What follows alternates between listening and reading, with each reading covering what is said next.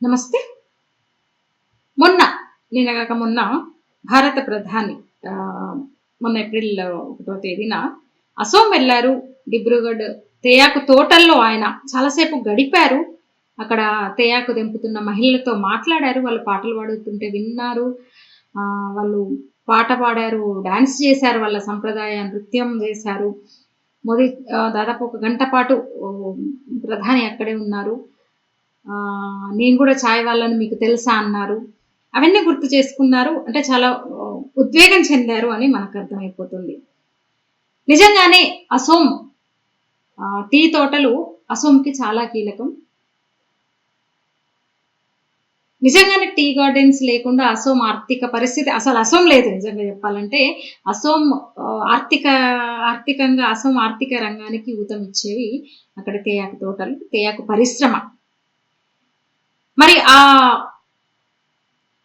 తేయాకు తోటల్లో పనిచేసే వాళ్ళు తేయాకు తోటలతో డైరెక్ట్ గా ఇండైరెక్ట్ గా ప్రత్యక్షంగా పరోక్షంగా ఏమంటారు సంబంధం ఉన్న వాళ్ళు 38 సీట్లను ప్రభావితం చేస్తారు. ఎన్నికలు మరి అంటున్నారు మోదీ అది సాధారణ విజిట్ ఏం కాదు, ఇది ఎన్నికల గేమ్ చేంజర్, ఇట్లా రకరకాలుగా మాట్లాడుతున్నారు. సహజం.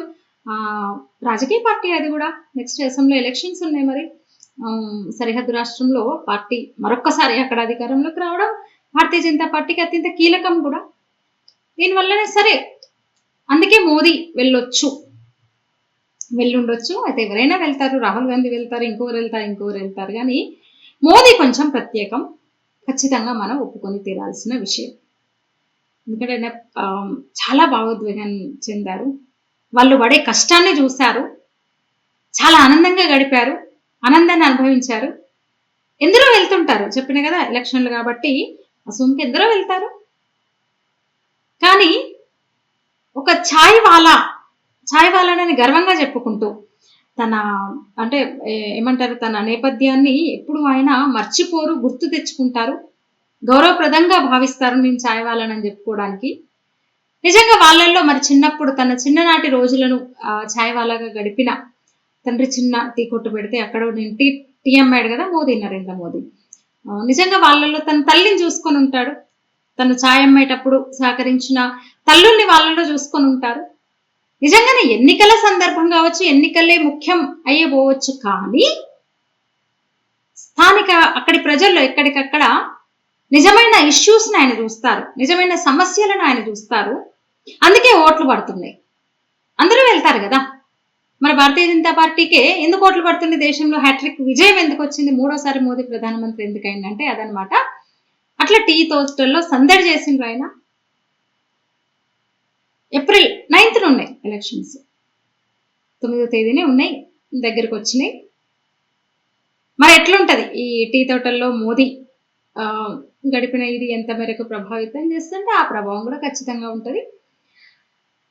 అక్కడ మహిళా కార్మికులతో తేయాకు తెంపే వాళ్ళతో నిజంగా ఒక్కసారిగా అసోం సంస్కృతి అక్కడ మనకు కనిపించింది. ఆ గంట దీంట్లో వాళ్ళకు మంచి ఎడ్యుకేషన్ ఇస్తాను, మంచి హెల్త్ ఇస్తాను.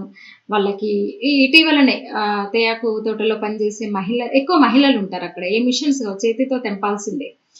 మన వ్యవసాయ రంగానికి సంబంధించి ఎన్నో మిషన్స్ వచ్చినాయి, ఎన్నో యంత్రాలు వచ్చినాయి, కానీ టీ తోటల్లో ఖచ్చితంగా చేతులతో తెంపాల్సిందే అనమాట. అందుకని ఎక్కువ మంది కార్మికులు అక్కడ ఉన్న తేయాకు పరిశ్రమ మీద ఆధారపడి ఉంటారు. ఇప్పుడు ఇది మొన్న మోదీ వెళ్ళింది అయితే డిబ్రూగఢ్. అది ఆయన చాలా నాకు ఒక గొప్ప మంచి అనుభవం ఇది. నేను చాలా హ్యాపీగా ఫీల్ అయినాను. నేను చాలా గర్విస్తున్నాను. అలాంటి ఆ ఫ్యామిలీతో వాళ్ళ కష్టము వాళ్ళంతా నేను చూశాను, నాకు తెలుసు అన్నట్టుగా ఆయన ట్వీట్ కూడా చేశారు చాలా ఎమోషనల్గా. ఇక ఈ తేయాకు తోటల్లో పనిచేసే వాళ్ళంతా ఎక్కువగా ఆదివాసీలు. మామూలుగానే ఈశాన్య రాష్ట్రాల్లో ఆదివాసీ కమ్యూనిటీలు ఎక్కువ ఉంటాయి, ట్రైబ్సే ఎక్కువ ఉంటారు. దాదాపు 28,000 మందికి అసోం సర్కార్ ఇప్పటికే ఫ్యామిలీస్కి ఏమంటారు పట్టాలు కూడా ఇచ్చేసింది, ల్యాండ్ పట్టాలు కూడా ఇచ్చేసింది. అట్లా కొంచెం తేయాకు కార్మికులను రాష్ట్ర ప్రభుత్వం పట్టించుకుంటూ వస్తుంది. ఇక మోదీ పర్యటన ఈ సందర్భంగా తేయాకు తోటలో వాళ్ళతో మోదీ గడపడం ఏదంటారా డెఫినెట్ గా ఎన్నికల మీద ప్రభావం ఖచ్చితంగా పోలింగ్ మీద చూపిస్తుంది. అందులోనూ నరేంద్ర మోదీ నిజంగా ఒక ప్రజల హృదయాలను గెలిచిన మర్మజ్ఞుడు అని చెప్పొచ్చు.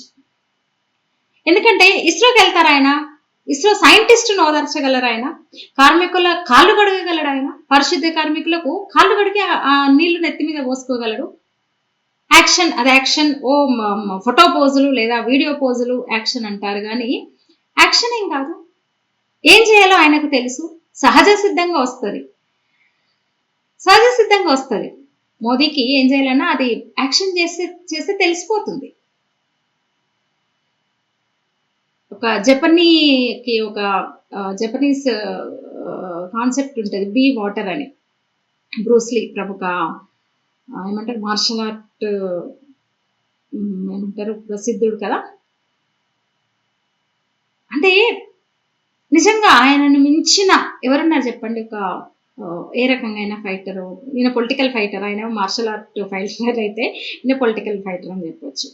బీ వాటర్ అంటే నీళ్ళలాగా, నీళ్ళు ఎట్లా వెళ్ళిపోతాయి నీళ్ళలాగా అని పోల్చడం. ఎందుకంటే పెద్ద ఒక చిన్న ఏమంటారు చిన్న గులకరాళ్ళు వచ్చినా, కొంచెం పెద్ద రాయి వచ్చినా ఆ రాయి నీళ్ళని ఏం చేయలేదు, రాయి మీద నుంచి అలవోకగా వెళ్ళిపోతుంది. గ్లాసులో పోస్తే అదే రూపం వస్తుంది, కుండలో పోస్తే ఆ రూపం వచ్చేస్తుంది. అంటే తన గుణాన్ని మార్చుకుంటది, ఎక్కడికి పోతే అక్కడ, ఎక్కడికి వెళ్తే అక్కడ తన గుణాన్ని మార్చుకునే శక్తి వాటర్కి ఉంటుంది. బీ వాటర్ కాన్సెప్ట్ అదే అనమాట. అది బిందువు అవ్వచ్చు, సింధువు అవ్వచ్చు, అంతకన్నా ముందు ఒక మహానది అవ్వచ్చు. అట్లా నీళ్ళే మరి ప్రాణాధారం. నదిలో అయిపోతుంది, ఒక్కసారిగా సముద్రంలో అయిపోతుంది, నీటి చుక్కలా మారుతుంది. ఆ నీరే కదా దేశాన్ని, భూమిని సస్యశ్యామలం చేసేది. అట్లా నీటికి ఉన్న లక్షణం, గుణం మోదీకి ఉందని మనం అనుకోవచ్చేమో. చాలా సందర్భాల్లో మనం చూసి టావోయిజంలో భాగంగా ఇది వెయ్యి అంటారంటే అంత పెద్దగా ఎఫర్ట్ పెట్టక్కర్లేదు. వాటర్ ఎక్కడికి పోయినా, దేంట్లో పోయినా అంత పెద్దగా ఎఫర్ట్ పెట్టక్కర్లేదు.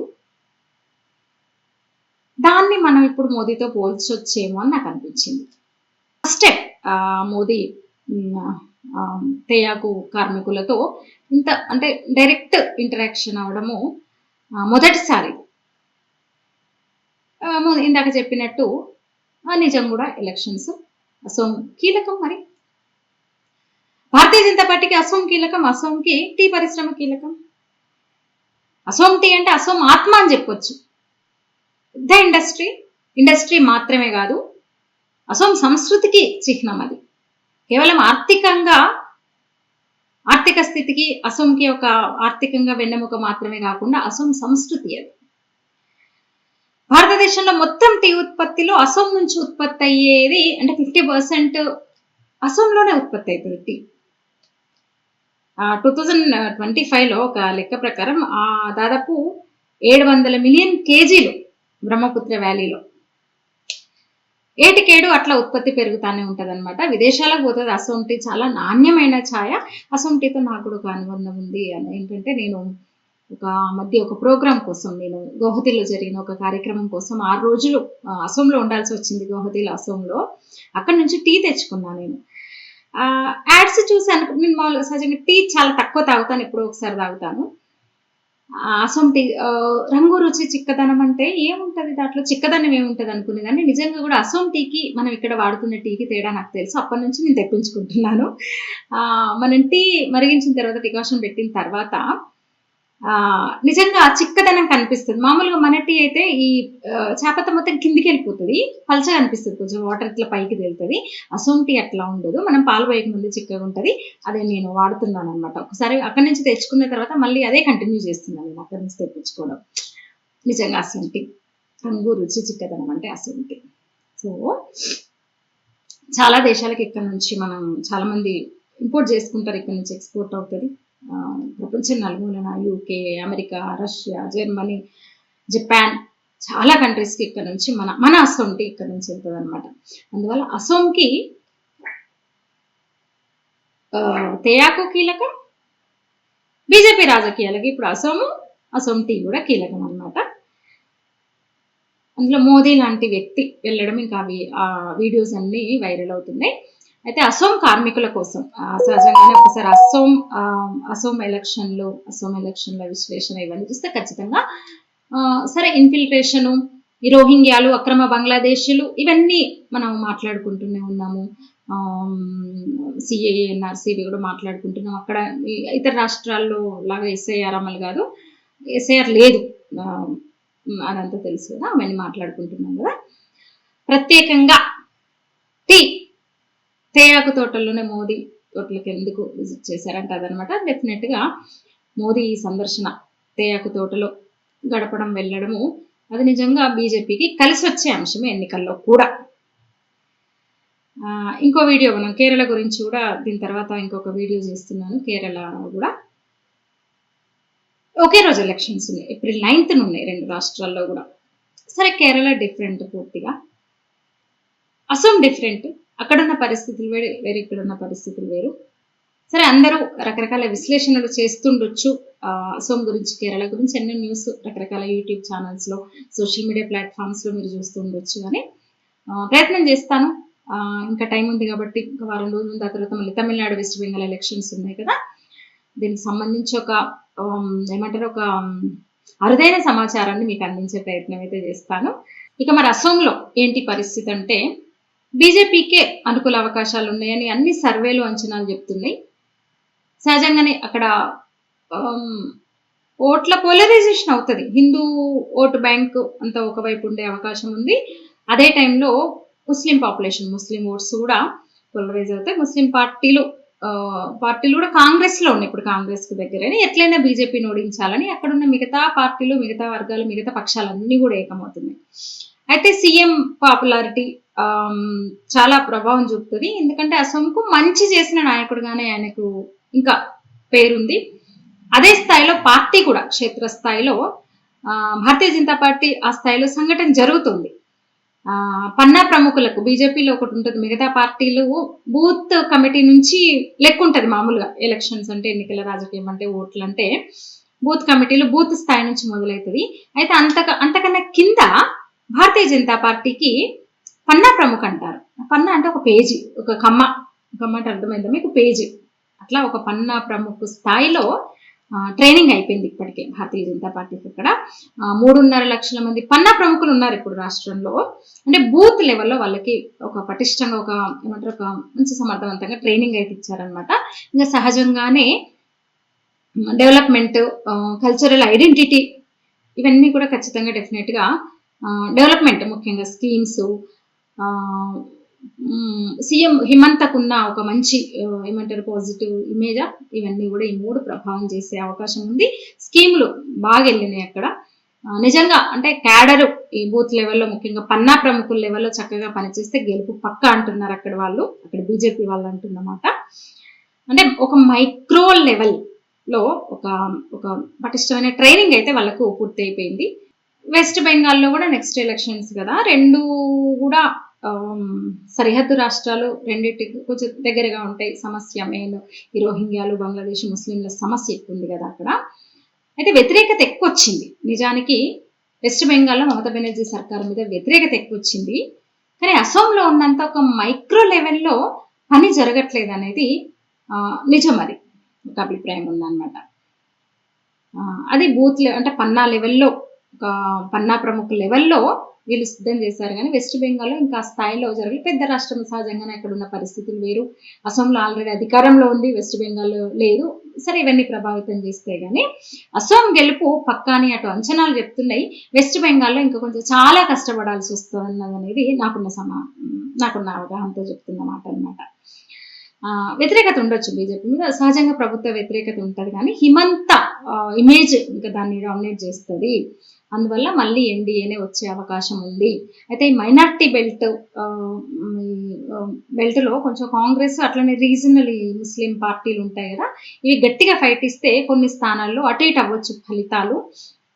అయినా సరే బీజేపీనే మళ్ళీ అధికారంలోకి వస్తుంది, హిమంత నేతృత్వంలో ఎన్డీఏనే అక్కడ మళ్ళీ అధికారంలోకి వస్తుంది అనేది ఒక అంచనా అనమాట. సర్వే అంచనాలు, ఫలితాలు అదే చెప్తుంది, నాకు కూడా అదే అనిపిస్తుంది. ఒకే రోజు ఇంకా కేరళలో కూడా కేరళ ఎన్నికలను ముఖ్యంగా మలబార్ ప్రాంతాన్ని ఈ గల్ఫ్ మన ఇప్పుడు జరుగుతున్న యుద్ధం, ఇరాన్ ఇజ్రాయెల్ యుద్ధం ఎట్లా ప్రభావితం చేయబోతుంది అనేది ఇంకొక వీడియోలో చెప్తాను నేను. Thank you. ఈ వీడియో మీద మీ అభిప్రాయం తెలియజేయండి. ధన్యవాదాలు.